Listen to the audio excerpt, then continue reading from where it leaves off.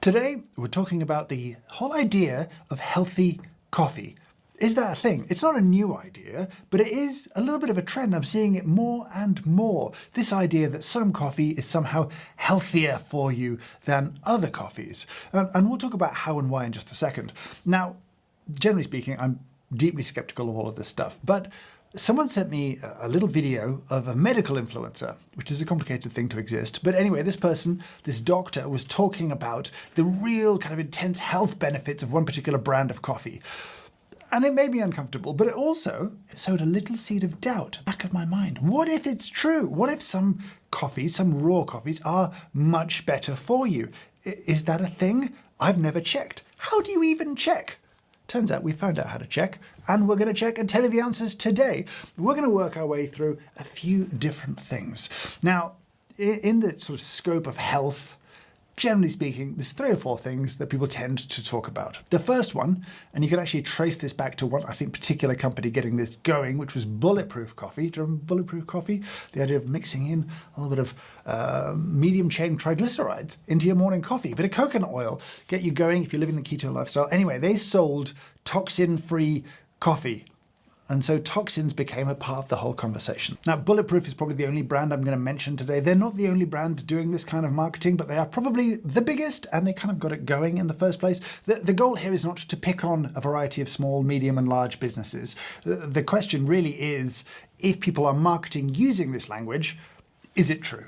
In the world of toxins, in coffee, you're worried about ochratoxin, mostly. Now, that's a particular type of toxin that comes from sort of fungi. It's a mycotoxin. That's what that means. It's not particularly good for you. In animal studies, it's shown a variety of negative impacts. It can be carcinogenic in high enough doses, it seems. There's not a lot of human data, though, I should say that. But it is possible. It does exist in a variety of foods and crops. It's a possibility. But are you poisoning yourself with ochratoxin every time you drink coffee? That was a bit of a concern, right? And so they're saying toxin-free. And when you say toxin-free, you sort of imply that everyone else is not toxin-free. I don't like that. I don't like that. It's kind of forcing people to prove a negative. And that's a bad thing, I think, to do from a marketing perspective. So we'll talk about ochratoxin a little bit more in a second. Obviously, we've got things like heavy metals. We know those are bad. As delicious as lead might be, we probably shouldn't be ingesting it in the quantities we have done in the past as humanity.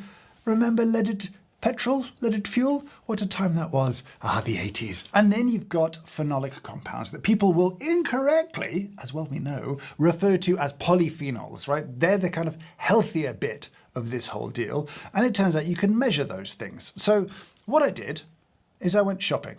And I didn't spend too much money. I bought from the grocery store, from the supermarket, 4 readily available and pretty cheap brands of coffee. Here they are. Starting at the cheapest end, we've got Tesco and their little house blend coming in at £18 a kilo. Always feels confusing to say, so we'll say 18 quid a kilo because we're talking about pounds sterling, not ridiculous, funny units of measurement that we won't talk about ever again.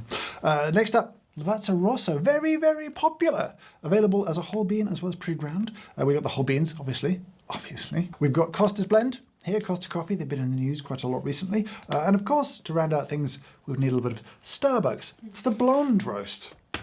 It's not blonde. And then to finish off, here we have some specialty coffee. Now, these 3 are about 26 to 27 pounds a kilo sterling. This just a little bit over 60. So you feel like that's a big jump. And it is a big jump, but this is a really excellent washed Ethiopian coffee that is genuinely delicious. And it's only twice the price of a kind of supermarket standard, pretty commoditized coffee.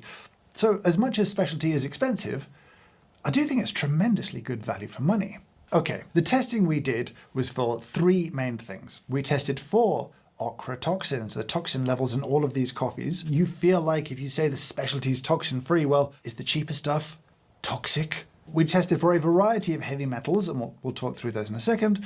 And then we tested the phenolic content. Now, when I see marketing for healthy coffee, I feel like it's a kind of responsibility that sits on this channel to go and look at this in depth, because you as a consumer, you can't really practically do that. To run the tests that we've run cost literally thousands. It's not cheap to do this testing at all. And two, while you can get some testing results from some of the healthy coffee brands, you've got no benchmarks and no way of kind of analyzing that data to work out if it's meaningful to you, if it's informative, or if it's just a little bit of a distraction. And so seeing this conversation happen more and more, we want to give you that guidance and that understanding and see all the way down to actually brewing the coffee, what really matters. Now, before all that, there's a short ad for this video sponsor, which is Bombas. Let me tell you a little story. 4 years ago, 4 years, almost to the day, I reached a point of great frustration in my life with socks, because I destroy socks. I just destroy socks, and I was tired of it. I was chasing my forever sock, the sock that would last me and make me happy. And so I turned to the internet, and I asked the question, I put the call out. I said, what is the answer to my problem? Whose socks do I need to be buying? And back then, that website was a useful website because over 300 people answered me. Who knew that this many people had opinions about socks? But they did. And actually, there was an overwhelming number of people who said Bombas. And so, 4 years ago, I cleaned out all my old socks, bought a ton of socks from Bombas, and have worn them pretty much every day since. If you've seen me in a video in the last 4 years, I'm probably wearing Bombas socks because they're comfy, they look good, and they last. And Bombas themselves are a purpose-driven brand. If you buy a pair of socks, they donate a pair. And actually, they've donated over 150 million essential items of clothing across 4,000 partners in the 50 states in the US. That's good. But more than that, they're just very comfy. Now, I confess that when Bombas got in touch about sponsoring a video, well, I went back to the website, had a little browse around, and they've got some new stuff, some very cozy stuff, perfect for the winter. I picked up a little set of merino wool socks. Would you like to see them? Ugh. Let me just take off my loafers. Here they are. They're beautiful, and they're very comfortable. Growing up, socks was a disappointing gift. With Bombas, that game has changed. This is a gift I want to give myself and give to others too. And if you want to give them a try, well, if you go to the link in the description, use that link, use my code, James Hoffman, for 20% off your first order. Thank you so much to Bombas for sponsoring this video. All right, it's time for the results. And I do wonder, genuinely, if the people from the big brands who might be watching this know what the results are going to be. Because in the world of specialty coffee, I'm going to be honest with you, almost no one tests ever for any of this stuff. Occasionally, I know that we have had to test stuff that's been exported to certain places. You need a sort of phytosanitary certification, but almost no one is testing in specialty for any of this stuff, outside, I suppose, of some of the sort of healthy coffee brands that are running these tests. I think everyone feels very confident that nothing bad is in the coffee, but is there something there? Anyway, let's start with heavy metals. We have 4 heavy metals here. Arsenic, well, not really a heavy metal, I suppose, is it? What is arsenic? Is arsenic a heavy metal? Now, the frustrating thing here is that for other things, other heavy metals, we can give you the UK's Food Standard Agency's advice on sort of maximum levels. I will say that these levels here, as you see them, are very low, and the differences between them are broadly inconsequential. But what about delicious lead? Again, the Food Standards Agency say an absolute maximum of 1.5 milligrams per kilo. Here, it's quite a lot less. Again, trace of lead present in all of these samples, from the cheapest to the most expensive. What about cadmium? Again, almost none. Again, 1 milligram per kilo being the sort of suggested limit for this. All of these are well below that as well. And again, mercury, all of these have almost untraceable amounts. Like it's just not a concern. I know heavy metals have been in the press recently with things like protein bars, shakes, those kind of things, having higher quantities. You don't need to worry, I would say, about heavy metals in coffee. Now, you would argue, potentially, that no amount of heavy metals is safe, and that is true. But I would say compared to your general environmental exposure, I wouldn't worry about any of these products from a heavy metals perspective. There have been studies that have shown some coffee brands in certain parts of the world with higher quantities of heavy metals, and actually if it's in the beans, it will end up in the drink. But here, I'm just not worried at all. The data suggests there's nothing to worry about here. On to the next one, which is toxins, ochratoxin. Because again, a number of brands have now made this sort of toxin-free coffee claim.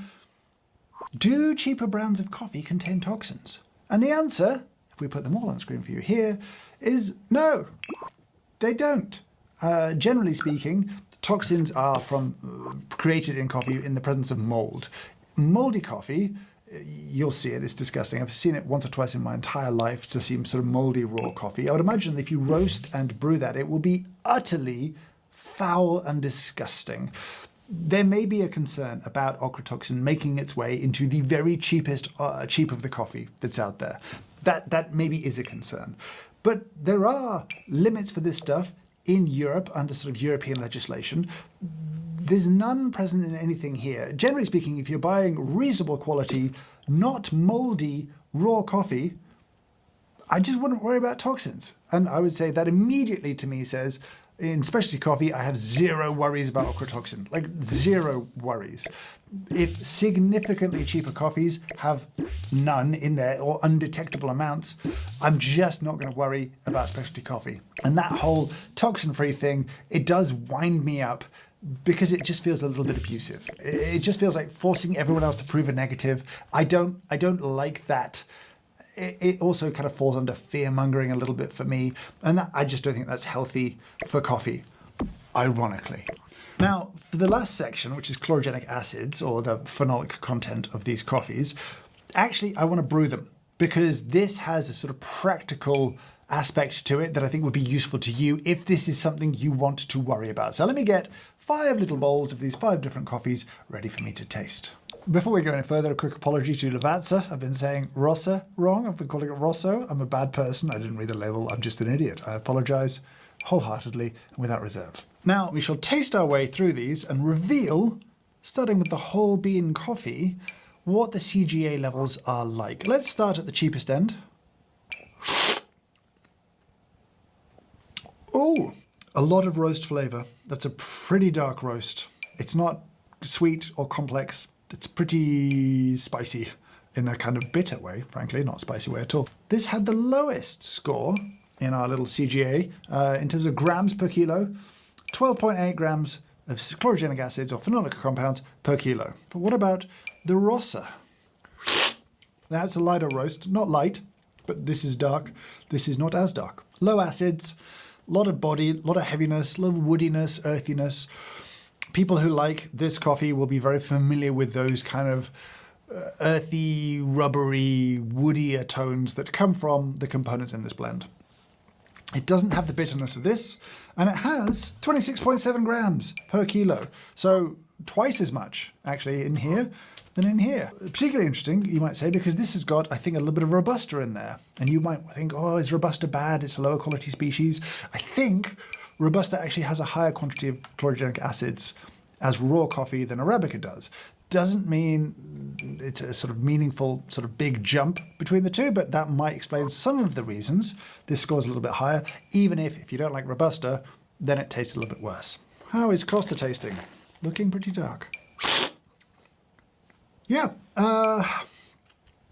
not as dark as the Tesco, but pretty dark. I would say actually the raw materials don't taste much more expensive than the Tesco's, just from my point of view. It doesn't taste like a fancier raw material in there. I'm not saying the Lavazza is either, actually, but like there's a bit of a price jump here and not much difference in flavor. This is, again, pretty harsh, pretty bitter. Score-wise, 17 grams per kilo. So in the middle so far. But how will Starbucks' blonde roast do? There's a little bit of taste of place compared to some of these other ones here. This actually has a little bit of complexity to it, which is quite surprising. 20.4. So not quite as good as this one here, but a little bit better. It's a pretty intense cup, and I would imagine probably designed for a little bit of milk in there, as most of these would be, you know, punching through that milk. But yeah, it's a roasty experience. Let's have a little taste of the specialty washed Ethiopian coffee. It's angel singing, isn't it? Isn't it good? Sorry, I'm going for a little bit more because that's delicious. That is just a different beverage. Compared to all these other things, if you drank these as your daily coffee, this would be so weird. If you drink this as your daily coffee, these would be not enjoyable. They're just a different thing. There is complexity, sweetness, a little bit of acidity, this texture, but it's still kind of elegant. It's very nice. I mean, great washed Ethiopian coffees tend to taste a little bit magical, in my opinion. This is definitely that. Score-wise, 45.2. grams per kilo, so nearly twice as much as this one, not quite, but like, you know, twice as much as a few of the others. A pretty significant leap up. Is that because these coffees are grown at higher altitudes? Is that the answer to all the questions? It's a good one. The interesting thing that we did here is that we took all of the beans, we ground them at the same ground setting, and then we looked at the color of those sort of beans. And when you do that, you can convert that color to a number. And in this case, the higher the number, the lighter the coffee. And if you chart out the color and the chlorogenic acid content, you'll see there is a very neat kind of correlation between those two things. And so while the raw materials matter a little bit, because it's not a perfect trend line, there is a little bit of variation in the raw materials, ultimately, how a coffee is roasted is the primary determining factor for how much phenolic compounds it has in the beans. And then what we did, you might remember this thing. We used this in the past to do a bunch of caffeine testing. That's its primary use for us on the channel. You have a little chip that goes inside, a bit of coffee and reagent get mixed up. It's very clever, feels very scientific. You also get from this thing a CGA reading, a chlorogenic acid reading. And so we can actually measure the beverages too. Because you might think, but you know, a darker roast is easier to extract. And so even though it might have less in the raw material, I might get more in my brew. Again, here is the chart of sort of beverage quantities versus roast levels. And you'll see again, ultimately, roast is the driving factor. And so if you are deeply concerned about how many chlorogenic acids or the quantity of chlorogenic acids in your coffee brew, you need to look at it, taste it, smell it, enjoy it. And actually, you don't need the expensive tools and the $5 tests to do that. It's annoying how much these things cost. You can do it. You can just assess it ultimately through taste. What I would say though, is that if you really love this and you really hate this, okay, I get it. I can't argue that you should just drink this for the chlorogenic acids if you drink half the amount of coffee at the end of the day, right? Because even though this has a little bit more than half in it, if you drink 4 cups of this and 2 cups of that, you're probably coming out ahead on this thing, right? Like you still have to drink the thing that you enjoy. And so I'm not sure I would advocate for people to seek out the highest possible, chlorogenic acid, the lightest possible roasts if you don't genuinely enjoy drinking the lightest possible roasts. The juice isn't worth the squeeze, I don't think. You know what I mean? It's just find coffee you really love, and if you like this, know that, hey, a little extra benefit. It's got a little bit more of this thing that maybe feed beneficial bacteria in the gut, and maybe that's linked to some positive health outcomes, but ultimately, for your quality of life, just drink coffee you really enjoy? I don't know, maybe that's an extreme opinion to take. Let's wrap this thing up. What did we learn today? Well, I hope we learned maybe not to worry too much. If you're buying good quality coffee or even medium quality coffee, then you don't really have to worry about things like heavy metals or things like toxins in your coffee, despite what some brands would have you believe. And yes, if you're somehow trying to health max your coffee in a weird sort of way, I guess we've learned that you can chase the lightest possible roasts to have the most phenolic compounds in your cup. But ultimately, I'd rather you just really enjoy the coffee that you drink every day and maybe drink a second cup and have a good time and be happy. I'm not out to sort of try and flame the companies who are pushing the healthy coffee angle. I'll be honest, I don't like that the marketing sort of drives everyone to kind of have to prove a negative. If I started selling coffee tomorrow that was labeled cyanide-free coffee, I don't think that's cool because it sort of implies that someone out there is putting cyanide in their coffee. You know what I mean? Even though that's not what I'm saying, I'm just saying my coffee is cyanide-free, I dislike the implication and that style of marketing. You may feel differently, and that's okay, but I'm just saying I don't like that as an approach. And I would say that if you are considering healthy coffee, you should also maybe just consider nice, light roasted specialty coffee if that's what you're interested in, because the overlap is pretty much identical, right? In terms of the things that you want and the things that are there. I will say, testing like this is expensive and it's not widely done. And if you really desperately care and want that level of, I suppose, traceability, confidence in the product, I could understand if you wanted to buy from a brand that has that information available and did the testing and disclosed it. a lot of the challenge for that will be that products will change, blends will change, all of that stuff, and you need to test every single time if that's your thing. But I don't think you need to worry about the testing. It's interesting, and I'm glad people are doing it, but I just don't seem to think it's that necessary. From my years in coffee, from what we've done today, from the money we spent on the testing and the results that we've had, drink the coffee you enjoy and don't worry too much. That's basically it.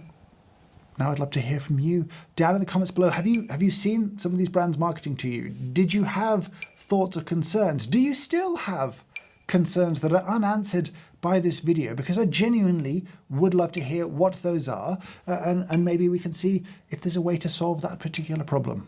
But for now, I say thank you so much for watching, and I hope you have a great day.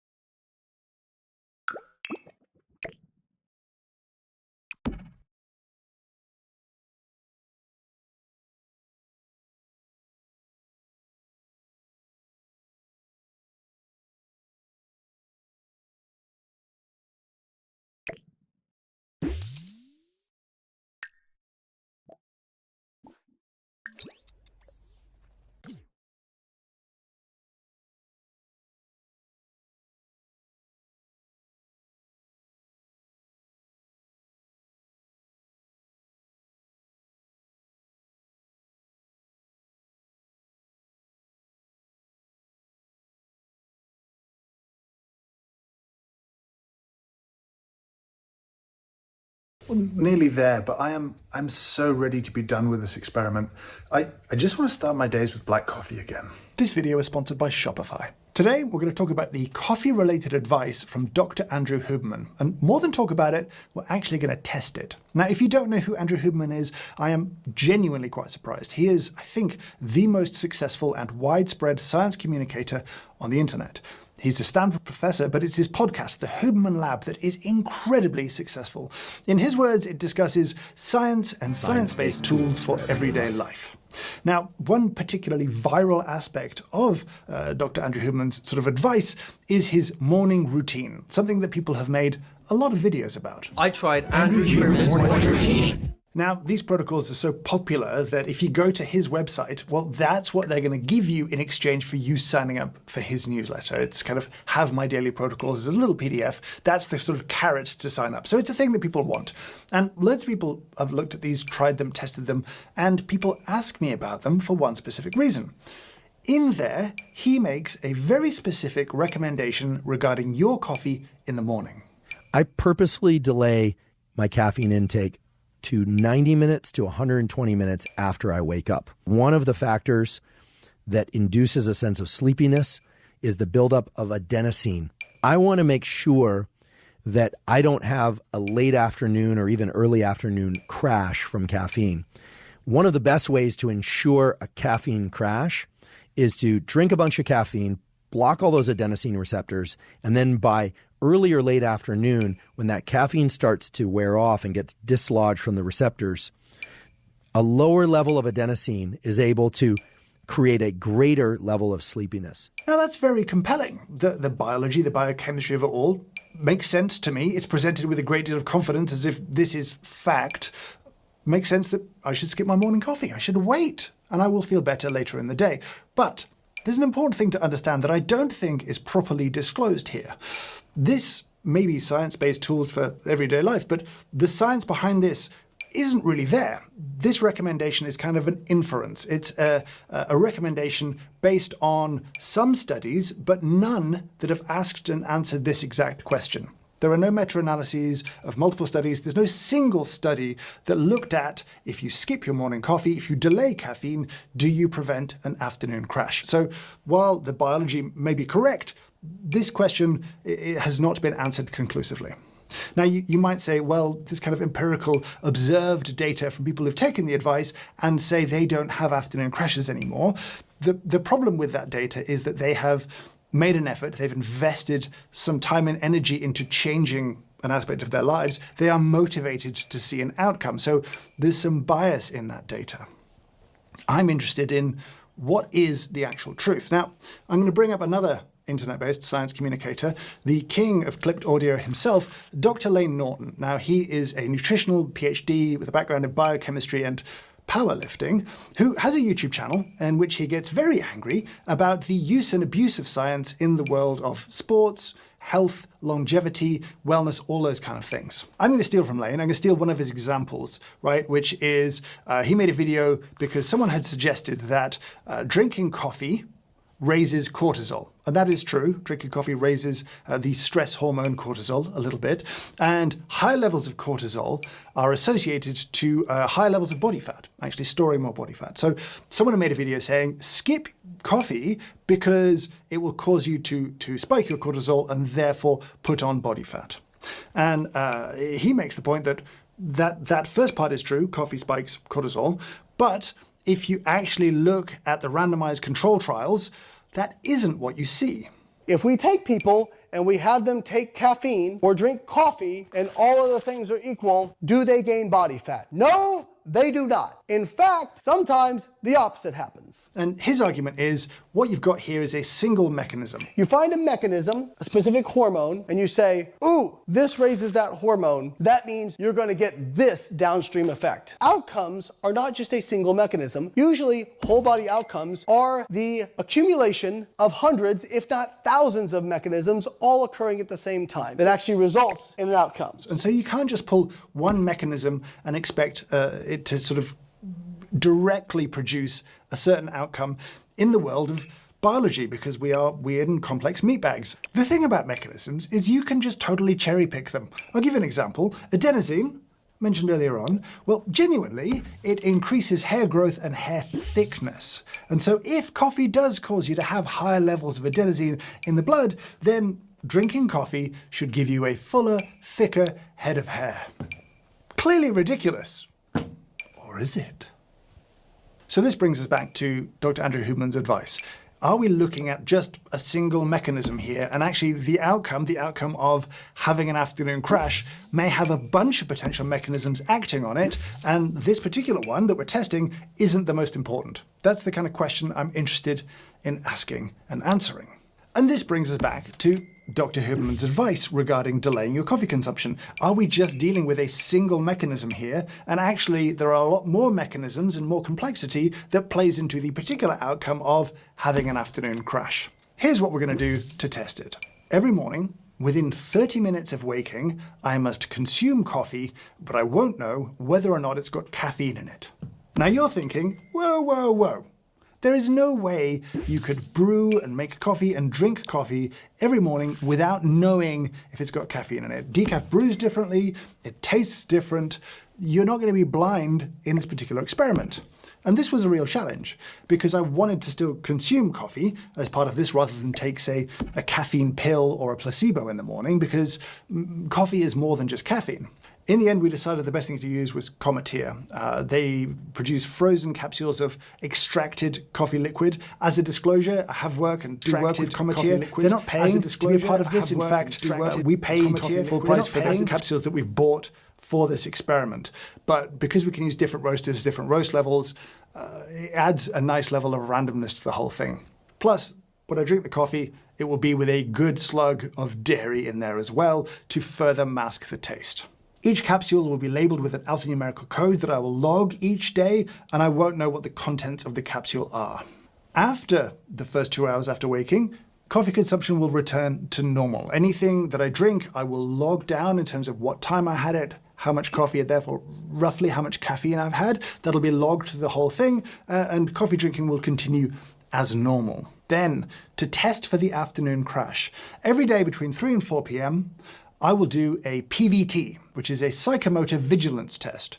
It's basically a reaction test where you respond to something on a screen, and the quicker you tap, the faster your responses are. It's commonly used. NASA make a nice little app because they use it on the International Space Station, actually, to sort of test people's levels of cognition and how well rested they are, those kind of things. And then there will also be a 10-question questionnaire covering how tired I feel subjectively. Am I exhausted or not? Am I fatigued? Am I sleepy? Do I want to lie down? Do I want to close my eyes? Is it difficult to hold a conversation with someone? And that will be the kind of measurement for the afternoon crash. And at the end of this, they should be able to see if there is a correlation between having no caffeine for the first 2 hours and no afternoon crash, or not. Now again, you're going to say, well, hang on a minute. N=1 experiments, all well and good, but they're not that useful. If it's just me doing the test, what good is that? Good point. I have, for this one, roped in the rest of the team here at the YouTube studio, so 5 of us will be taking part. Again, that's not a very big sort of sample size, but you would expect that if this mechanism were true, at least one of us should experience a correlation between no morning caffeine and no afternoon crash. I, however, do have a different theory about this whole thing, which I will tell you later on. And so we wanted to capture a bit more data. So all of us will be wearing wearables throughout this whole thing that will track things like sleep, quantity and quality, and sort of how much we're exercising, those kind of things. So we'll have some additional metrics alongside all our caffeine consumption to see a little bit more about what's going on. And so in 30 days, we should hopefully have an answer to this question. Is Andrew Huberman right? Now, all of this has been a fairly complex thing to get going, and it's been a quite intense experiment to set up, and I'm grateful to the sponsor of this video, Shopify, for supporting this particular video, making it happen. I've been a huge fan of Shopify now for pretty much 16 years, and I'd like to tell you why in this short ad. Shopify is a commerce platform that allows you to start, grow, and manage your business. I have a lot of experience with Shopify, going all the way back to 2008 when Square Mile Coffee Roasters, we first started selling online. Things were simple then, we were a small business. And over the years, we've grown and we've expanded and things have gotten more complex and Shopify has grown and supported us right the way through.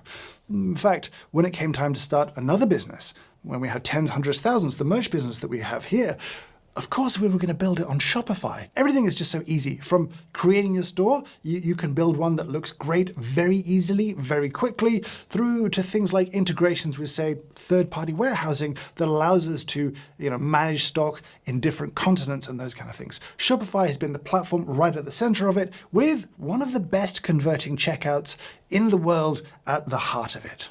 So wherever you are in your business journey, whether you're starting a business or growing a business or running a large business, I would strongly recommend checking out Shopify. And you can do so with a free trial if you go to shopify.com/James Hoffman and see for yourself how great it is. Thank you so much to Shopify for sponsoring this video. So here we are, 30 days later, the study is done, and I have to say, I'm glad it's done. I didn't particularly enjoy the last 30 days in a funny sort of way, and I don't think any of the team did enjoy the study that much in the last 30 days, but we persevered. And the good news is we were compliant, I guess, under sort of study technical terms. We all did what we were supposed to do on the days we were supposed to do it. We all logged all of the data. And so, I think about this tiny little study and ways you can criticize it. And I think quite accurately you could say the number of participants was pretty small. It was just the 5 of us in the team. A larger number would have been better, but I still think there's value in what we did. Let's get to the answers. If we skipped caffeine for the first 2 hours, did we prevent an afternoon crash from happening? And so, under our terms, we define an afternoon crash in 2 ways.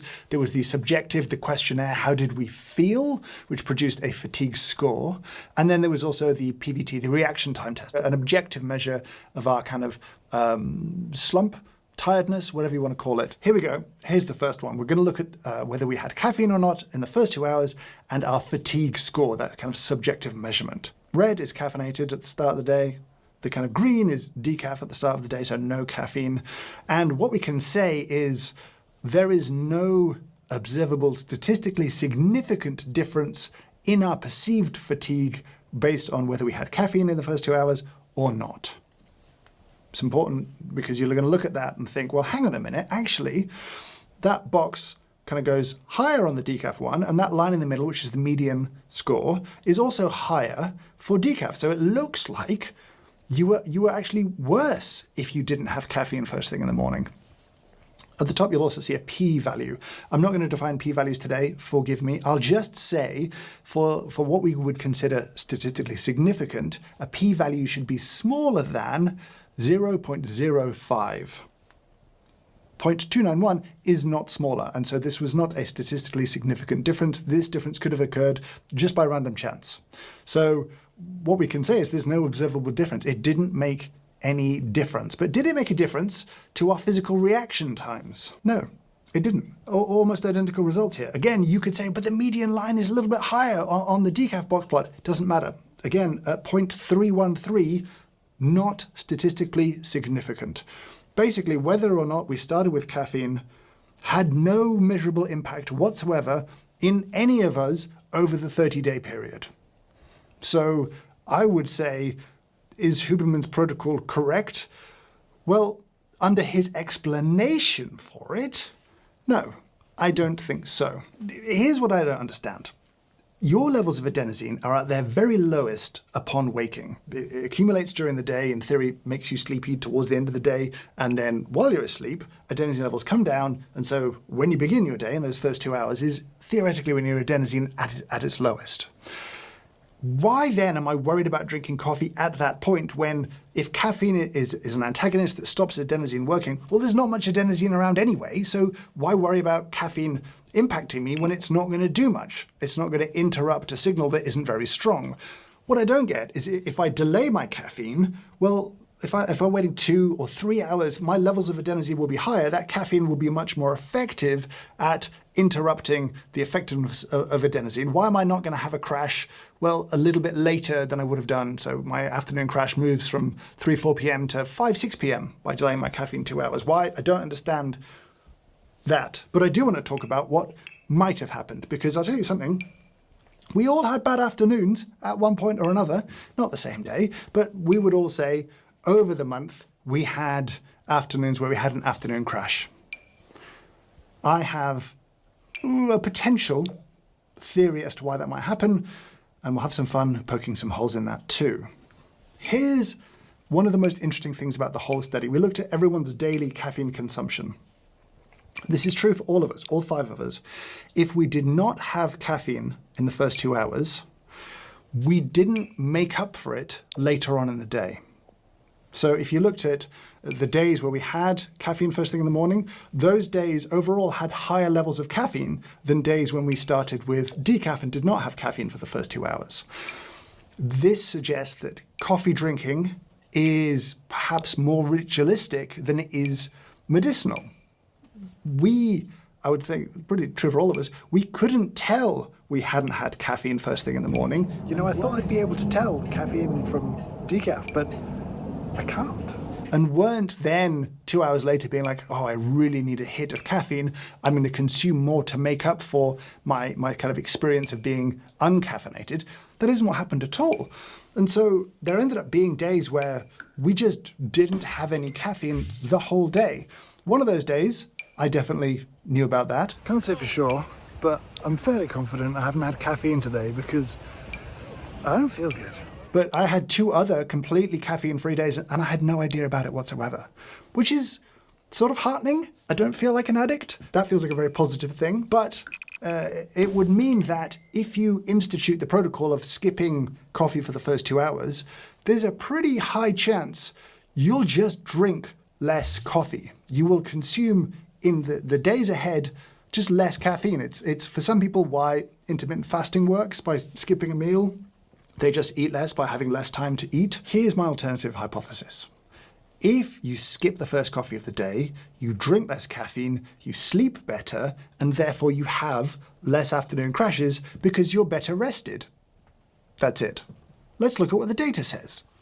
The first signs are very encouraging. We looked at the impact of sleep on your fatigue score the next day.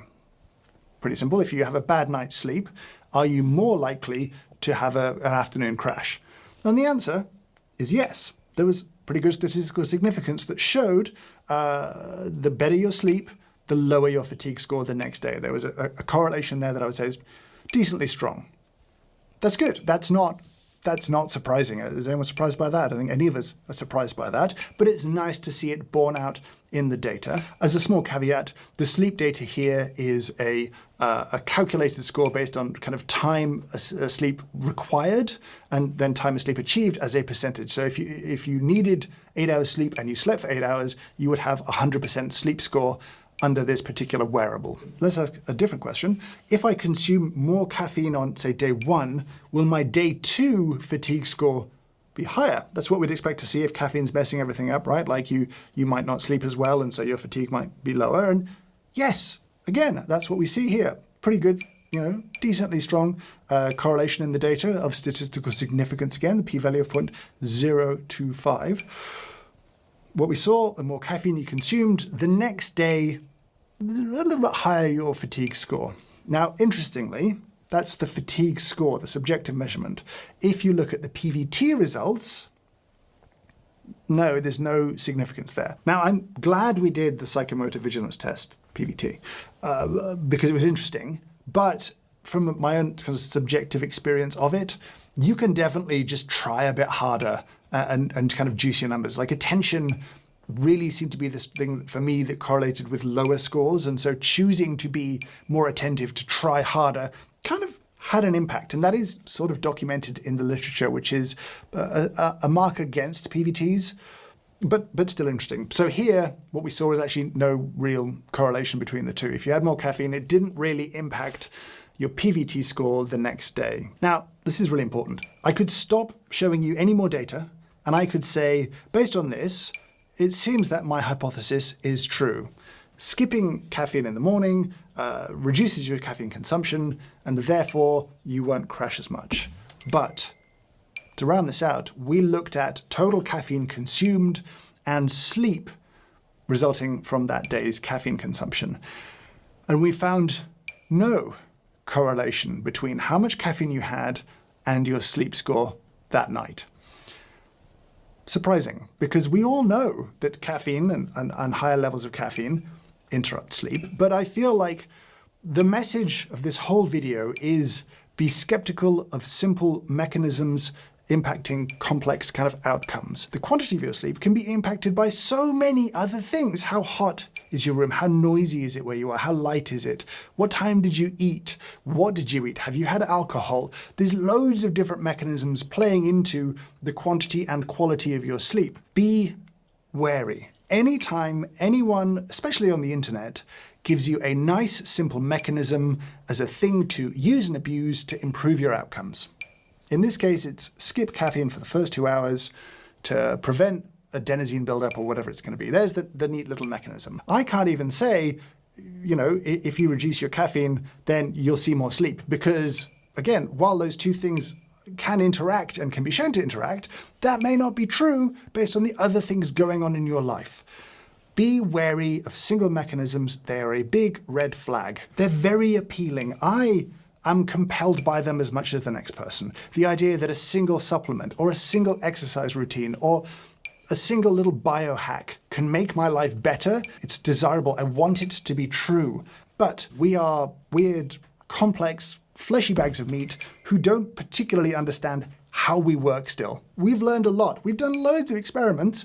We're still very much learning. Now, you can say this was not conclusive, but I think it was, and I hope it is, instructive. For us, we designed the best experiment we could. Dr. Huberman, if you're watching, do let us know if you want to see the raws on this. We'll happily share the data with you on that. I'm not going to share it publicly because the kind of team's privacy is part of this. But if you want to see and pick holes in it, you're very welcome to do so. But yeah, there you go. That's our experiment with Dr. Andrew Huberman's coffee drinking protocols. I'd love to hear your comments down below. Did you enjoy this? Is there a thing that we should have analyzed? I can think of a few more things. We do have stuff like caffeine timing, and so maybe serum caffeine levels at time of sleep onset. Maybe there's a correlation there between that and sleep quality. Who knows? But I feel like we've done some good science here today. But again, let me know your thoughts. What do you want to know? What haven't we answered? I'd love to hear from you down below. But for now, I want to say thank you so much for watching, and I hope you have a great day.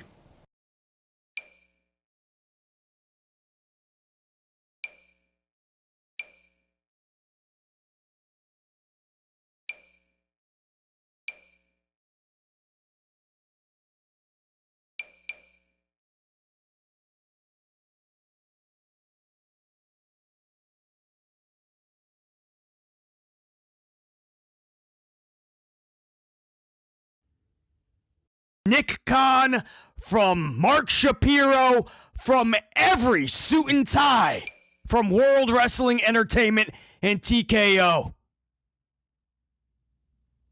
They have done nothing but take all of our money all year long. And they refuse to give us one show, just one show, that we can actually call entertaining. They don't care to put on a good show. They cannot be bothered to put on a good show. The year has come to an end. They don't care about our complaints. They don't care about our worries. They don't care about what we feel has to get better. They don't care. They're counting their money, and they're already planning on ways on how they can screw us all over in 2026. If you were to ask BC, how would you sum up this Monday Night Raw before you jump into the actual review? In this cold open teaser alone, how would you sum up this show? The most accurate and simplistic way to do such would be like how you would review a book. How was the beginning to that book, the middle of that book, and the finish to that book? And if you flip that to this show, the beginning of this show, wrestlers showing up with their coffees. That's what we got. No pyro, no energy, no special feeling. that's the place to be for the next 2+ hours. You had wrestlers showing up to work with coffee cups with no coffee in them. Oh yeah, we'll talk about it. That's how the show started. That's how this book started. Wrestlers showing up with coffee cups and no coffee. You're not intrigued? Well, let's go to the middle of the book. The middle of this show. Gunther comes down the aisle, gets in the ring, begs for booze, just like he did last week. Begging for booze, getting up on the turnbuckle, waving his arms all around, trying to elicit any response that he can muster up from that crowd. Piped in booze, piped in noise. Over the loudspeakers, you could see it. Every time they would show the crowd, for every 6 that were standing up booing, there was 8 that were sitting down, not making a sound. You could see it.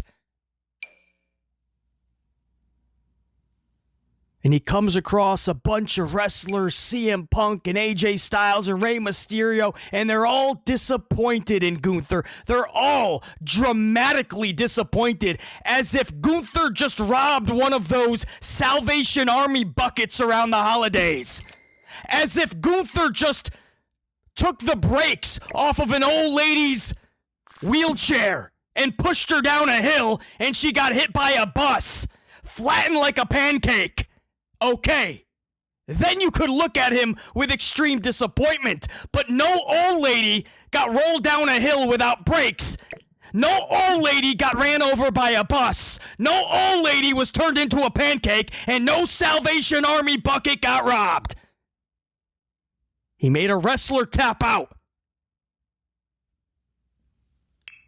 So the beginning of this book, the beginning of the show, wrestlers are showing up with coffee cups and no coffee. Yep, that's how the show started. The middle of the show, Gunther comes out to beg for booze. And the locker room is so disappointed. How could you tap somebody out as a pro wrestler? You're supposed to let him win. Because we call him the GOAT, even though he's nowhere near the GOAT. Now, if you call him a llama, that's fine. You can call him a donkey, that's fine. If you call John Cena a donkey, I'm fine with that. You ain't calling him no GOAT. Stop. It'd be a cold day in hell before I put John Cena in the category of Ric Flair. Even as a sheer wrestler. In terms of just skill and talent, he's not in Shawn Michaels' league. What he did for the industry and the pop and the reaction and the way that he made you feel, John Cena's not in Stone Cold Steve Austin's league.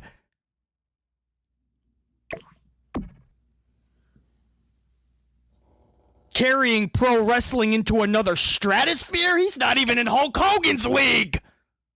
There's a reason most of this career, this guy got booed by at least half the audience every single night.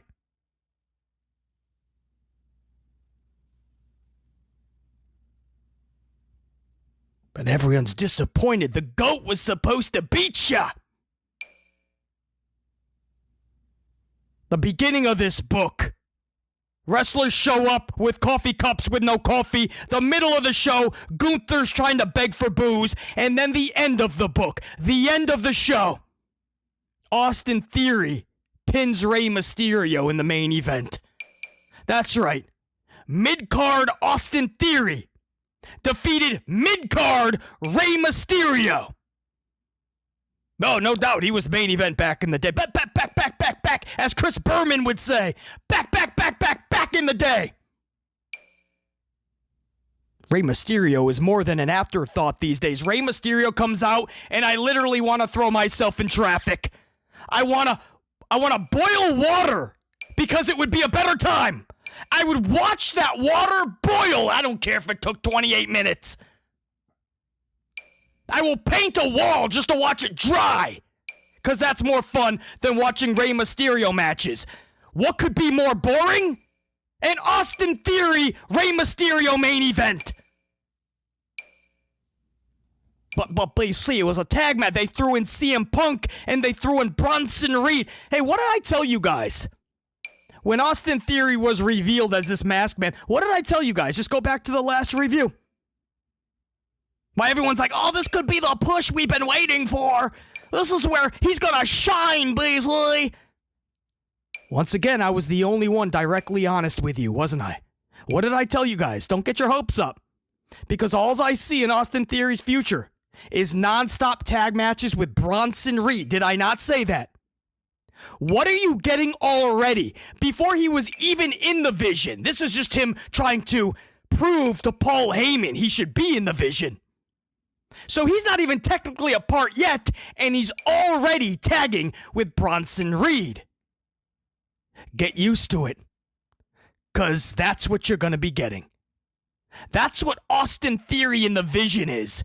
It's just a little bit of an escalated version of Grayson Waller and Austin Theory. The dude's still going to be in a tag team. But while Breakker is having more singles matches in 2026, Bronson Reed has his new tag buddy. We'll call them the Vision, and I guess we'll call this good booking. But not BC. Because WWE has gotten so damn bad, especially in 2025. Worst year I've ever seen from this company. And I've seen some bad years for WWE, man.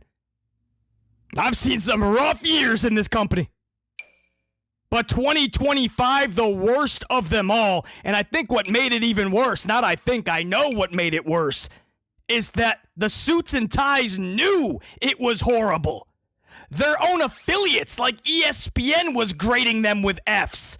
Sports Illustrated was grading them with Fs. Netflix has been furious. Fox said no thanks, no more. Peacock is like, I think we're just about done. So it wasn't just fans. Everybody's pissed at this company. And they no-sold it. They told us to fuck off. They continued to make all their money. And they got their noses to the sky. They're smarter than everybody else. They're better than everybody else. They think their shit don't stink.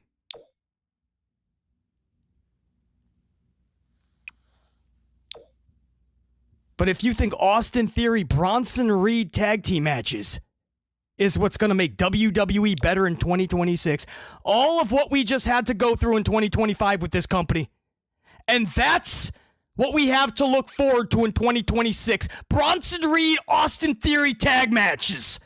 I told you guys that was what we were going to be getting, nonstop. You already got it in just 1 week. The dude just took the mask off 7 days ago. He's already having Bronson Reed tag matches. I don't BS you guys, man. You guys come to this channel not just to be entertained. I know that's a big thing. But I know deep down you come to this channel because you know you have the most knowledgeable in the community. Spitting logic and common sense, just with that notch turned up to an amplified level. Let's jump right into it. The cold open teaser might be longer than the actual review. I had a lot to say. A lot to get off my chest because this is how we're ending the year.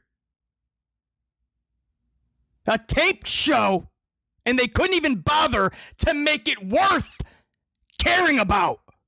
Like you read it and you go, oh, I have to check this out. That sounds pretty cool. No, they make sure that you read it and you go, whoa, thank goodness I don't have to catch any of this.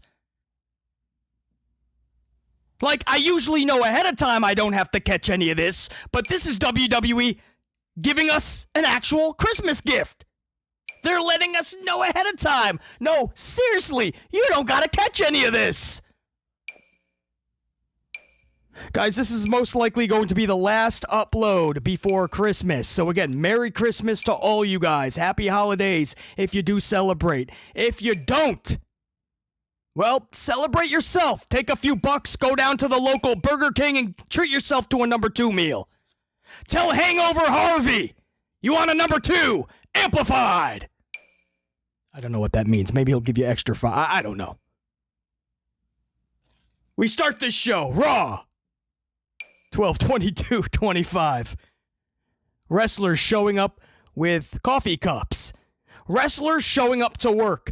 You know, back in the day, I say this all the time. We got pyro, we had energy, cameras all over the place, the music was booming. Before any wrestler stepped through the curtain, you were amplified.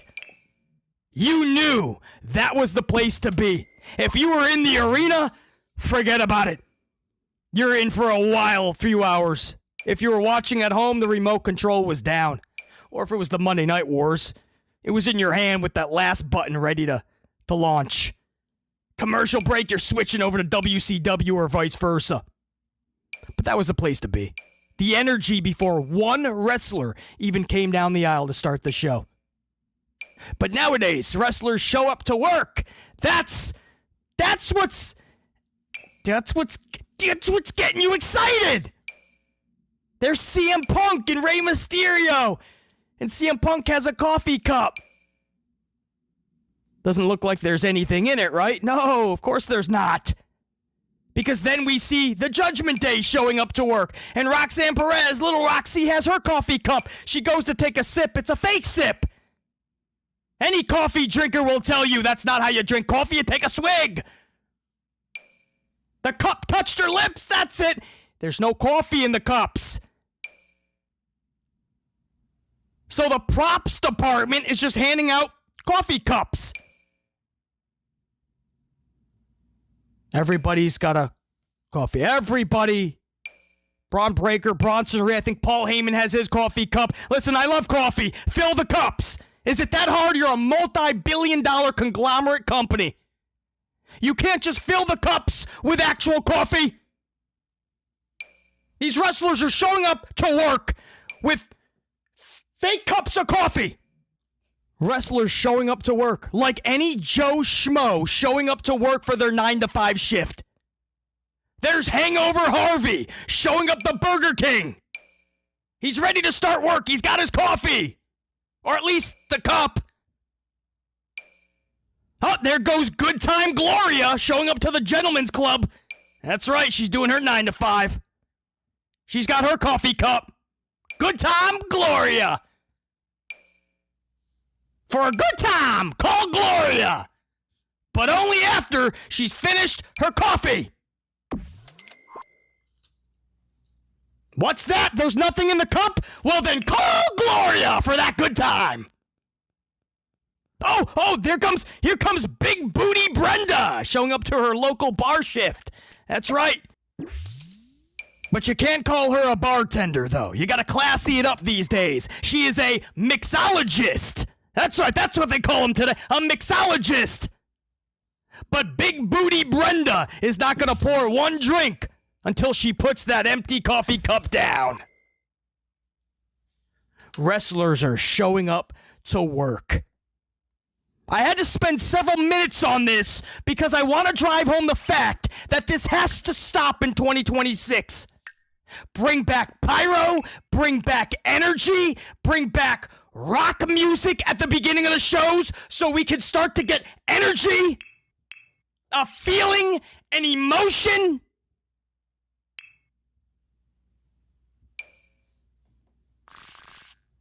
And then we go into the first match of the night. Asuka versus Rhea Ripley. Asuka pins Rhea Ripley, by the way, via fruit roll up. She rolls up Rhea Ripley, and there you go. I don't care how she won, to be honest. This was a big W for Asuka. Huge after what just happened on Friday when Nia Jax and Lashua Legend pinned Kairi Sane and Asuka. Heels beat heels. Asuka and Kairi got out-heeled. They had to be saved by Charlie and Alexa. That's how bad it got for the Kabukis on Friday. So for Asuka to pick up this W, more than believable, beyond a shadow of a doubt. You have Rhea Ripley versus Asuka. 10 out of 10 times, I'm booking Asuka to win. Now that's part, in fact, because Rhea Ripley does nothing for me. The look, The matches, the promos especially, none of it does anything for me. She got the push, good for her. She's got a legit fan base, good for her. Does nothing for BC. Nothing. Take her or leave her, I can leave her 10 out of 10 times. So watching a certified badass like Asuka whoop that ass and collect W's over somebody like Rhea, yes. Especially after what just happened on Friday, how the Kabukis were booked. I wish I could tell you this led to something. It didn't. Kabukis walk off. Rhea's like, oh my God. Io was somewhere down there. I think she got taken out maybe by Kari and her sore back. Becky Lynch is out next with an in-ring promo. Maxi Pad Dupree comes out and they go back and forth for a little bit. The whole thing ends with Becky Lynch tapping out to Maxi Pad Dupree. Another tap out. Now, this wasn't an actual match. Becky gives her a cheap shot, then starts just beating on her. All of a sudden, Maxi Pad hulks up. She turns into Super Maxi Pad. Super Max. And she just starts beating on Becky. Locks her into the ankle lock. All of a sudden, she's Kurt Angle. Becky Lynch, yet again, cannot get out of it. She's tapping ferociously. One of her shoes is off. She's hobbling to the back. Maxi Pad's in the middle of the ring like, I'm the greatest female wrestler of all time, even though I'm still training. I'm still learning how to do a proper drop kick.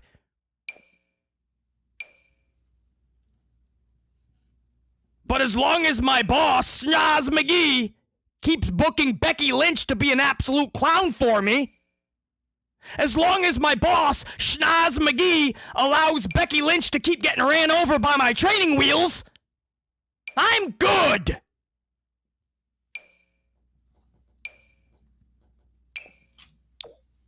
I can keep being this pro wrestling thing. I don't have to join my former co-worker, Hangover Harvey, at the local Burger King.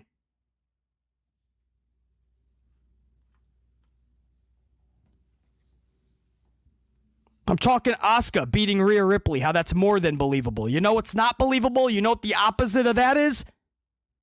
Becky Lynch constantly being booked to look like a dweeb to Maxi Pad Dupree and her stupid rusty training wheels. That's been... You think about Becky Lynch's booking the past 3 months. Just 3 months of Becky Lynch. That is sad. An absolute clown is how she's being booked just to try to get Maxi Pad over. And did you hear her ovation last week when she beat Ivy Nile? That's right, little pitbull Ivy Nile lost to Maxi Pad last week. Tapping out in the ankle lock. Ivy Nile. Did you hear the response when Alicia Taylor introduced Maxi Pad? Did you hear the response during the match? And did you hear the response when she beat Ivy and hoisted up that championship? No, you didn't hear the response. You know why? There was none. No, literally, there was none. You know, there was a funny moment, and also sad, because I honestly don't take pleasure in saying this, but I review the shows. That's what I do. And I review them honestly. You know when the music first hits and the crowd doesn't quite even know what's going, so they're just like that initial pop, and then you realize, oh, it's just yada yada. So Maxi Pad gets in the ring, and you can see behind her, you can literally see everybody start just to immediately sit down. Nobody cared to stand up because they were like, it's Maxi Pad. What am I standing up for? No, thank you. And you could just see a sea of people just starting to sit down simultaneously. And Becky Lynch is trying her mightiest to get this woman over. AJ Lee tried in her last 2 appearances. Natty has been working triple time down in the quote dungeon to try to get her over. The whole machine is behind her. They put a title on her. Nobody cares. Could you imagine if they put a fraction of this time, effort, and attention on anybody else who is already ready for that spot? Who's already an actual wrestler? Just needs a little bit of a push. Just a little bit of a push. Just a little bit of a fucking push. If they accidentally get bumped by Maxi Pad's training wheels, her little tricycle. If they get bumped by accident, they would be off to the races. That's how primed and ready they are. But Schnoz McGee, the doofus son-in-law, doesn't want to give them that little push. Just doesn't want to sneeze in their direction. But could you imagine if somebody who's already ready was to get a little bit of that? I mean, you're talking about somebody who's just not a wrestler at all, and she doesn't even have to go through NXT. Meanwhile, Kalani Jordan's got to stay down there for years. Jada Parker, Lola, Jordan Grace has already been to the freaking dance. Her and Mariah May. The list goes on and on. They're stuck down in NXT, hoping that 500,000 people a week watch.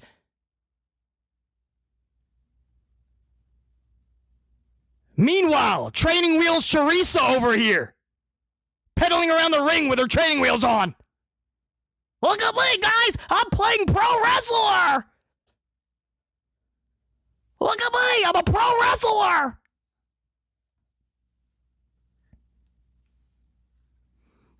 Next week, Natty says I can start the clothesline. You know, we have fun with it, but it's so sad to see Becky. You know, I remember those wars inside, like, those Hell in a Cell cages with Sasha Banks. The wars that she had with Charlie and with Asuka. But she just can't beat Maxi Pad. Next up, Javon Evans pins Grande Frappuccino. So it wasn't the Americano. And then you know how he's got the 2 goons with him now, Cappuccino and Frappuccino. This was Frappuccino. And Javon Evans pins Grande Frappuccino with his OG cutter. Nikki Bella then storms the commentary table and cuts a promo on said commentary table. We've seen several of these over the past couple of months. And even extended past that. R-Truth came back, jumped up on that table, remember, with the black hoodie. And we remember that one. Becky Lynch, about a month ago, jumped up on the table, did the same type of thing. Nikki Bella jumps up on the table. This is what I mean. Helmsley gets this one thing, and he will run it into the ground nonstop to where it is no longer special. He'll just keep doing it over and over and over and over. It's like, is that supposed to command more attention than just being in the ring? I'm being serious. I mean, she's right there. She jumped the barricade for some reason. I mean, she could have just came down the aisle. She's on the roster. But I guess it's the same logic as Austin Theory wearing a mask for several weeks. When he's on the roster, he could have just came down and stomped whoever he wanted. I mean, she made it to the commentary table. You're just a few feet away from the ring. That's the center of attention. That's literally the center of the arena. You got a live mic, you're in the center of the arena. Instead, you got to the commentary table and you're like, oh, I don't know what to do now. I'll just start talking here.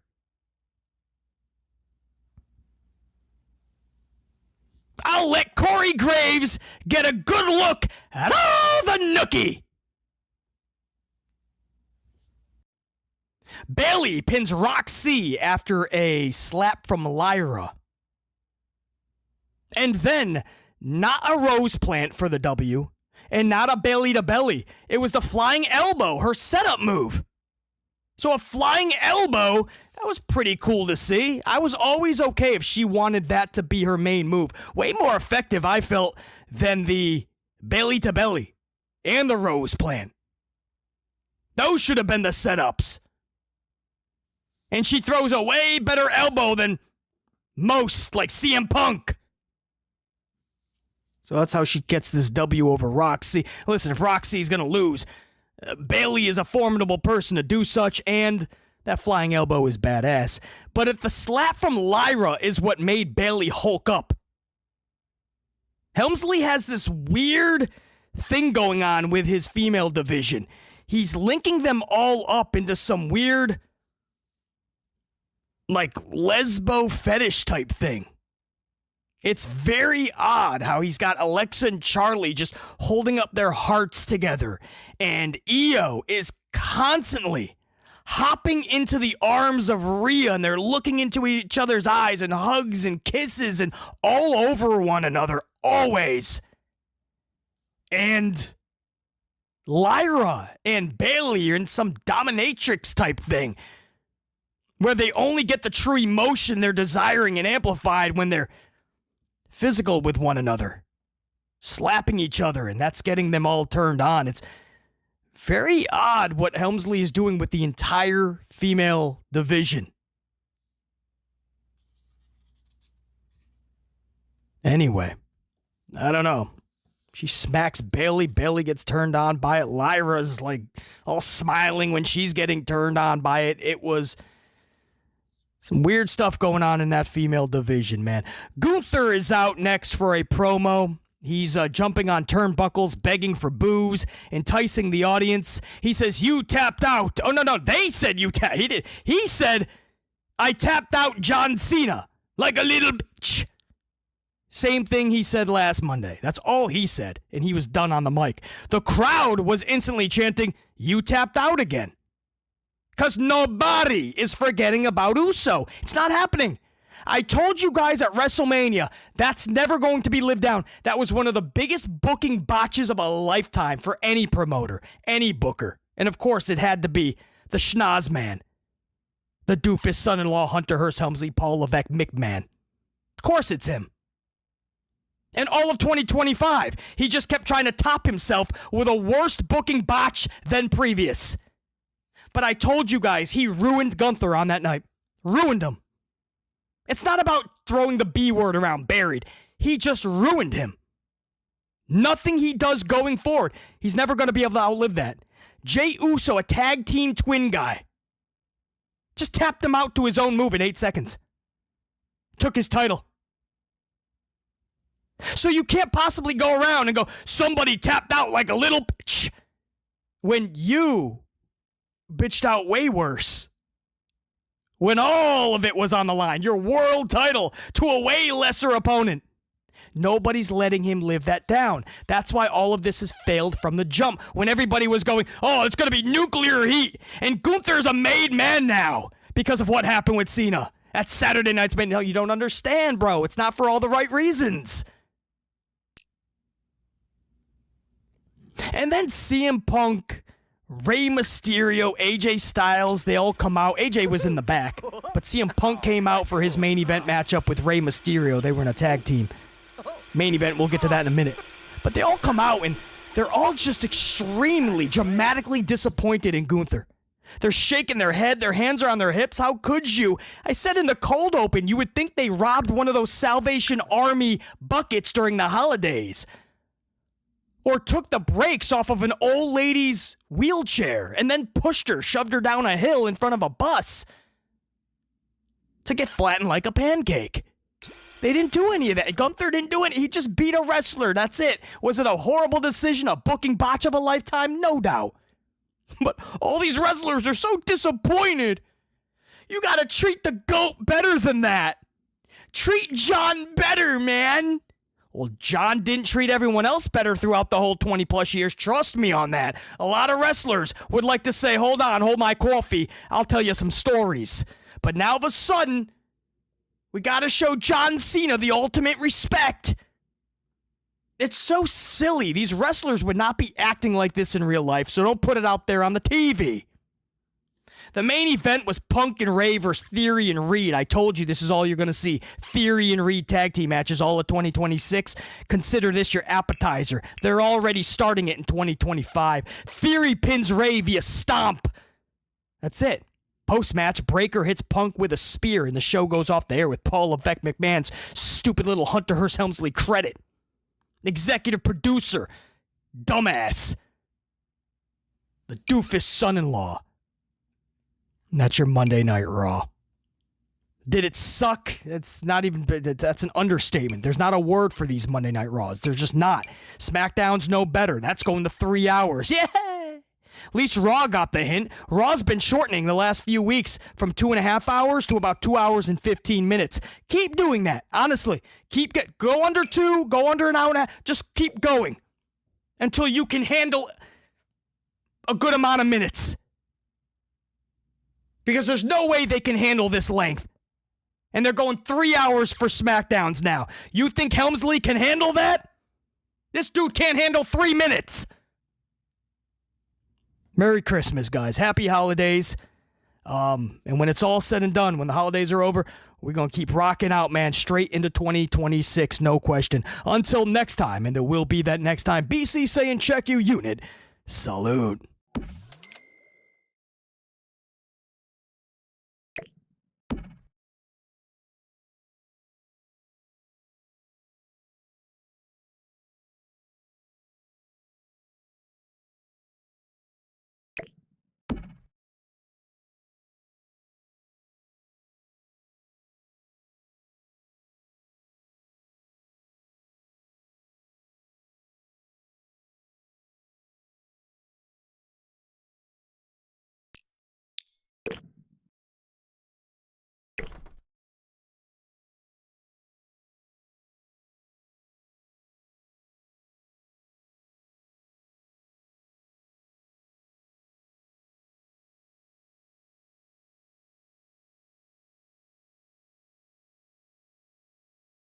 Jim, our next question was sent via the Cult of Cornet Facebook group by Joe Ed Holt. Well, now pick one. Is it Joe or is it Ed? I look at Edge and Moxley and others who left the WWE for AEW and losing. Jim, our next question was sent via the Cult of Cornet Facebook group by Joe Ed Holt. Well, now pick one. Is it Joe or is it Ed? I look at Edge and Moxley and others who left the WWE for AEW and losing the superstar luster they previously had. It got me wondering, is it possible, through production, to take a subpar wrestler and turn them into superstars? Now, hold on. Take it, Jim. I was going in a completely different direction. Apparently, I missed the curve. Would you repeat that? I will, and I picked it, so here we go. I look at Edge and Moxley and others who left the WWE for AEW and losing the superstar luster they previously had. It got me wondering, is it possible, through production, to take a subpar wrestler and turn them into superstars? Oh, okay, I'm getting a little bit more of it now. But and here's the thing: when he mentioned Edge, the reason why I got distracted for a second and missed that hairpin turn, I just realized Edge. The last we saw of legendary babyface Edge was the heels beat his wife up, and he, instead of getting even, he said, "Oh fuck it, I got to go home," and that's the last time we've seen him. Correct? That is correct. FTR did a big angle where they beat up Beth Phoenix, and then she was gone, and then Edge announced he couldn't be there anymore. He was gone, and then FTR just did other things. Do you think Beth is mad? Do you think every time Edge comes home in the house, she's like, "Did you kick those guys' asses yet? What the fuck? They beat me up 6 months ago." Well, honey, I'm going to do it, but I had to get the car washed. And then I'm gonna drive right because they're only across town. I'll just drive right over there and say, "Oh, but shit, I got to pick the kids up at school, or elsewise I'd drive right over there and kick their asses because they just live on the other side of town." Say, You think your brother will go with me? What time's your brother get off of work? What the fuck were they isn't Edge again deader than Kelsey's nuts? If when he comes back as a babyface that he didn't bother to get even for his wife being beaten up?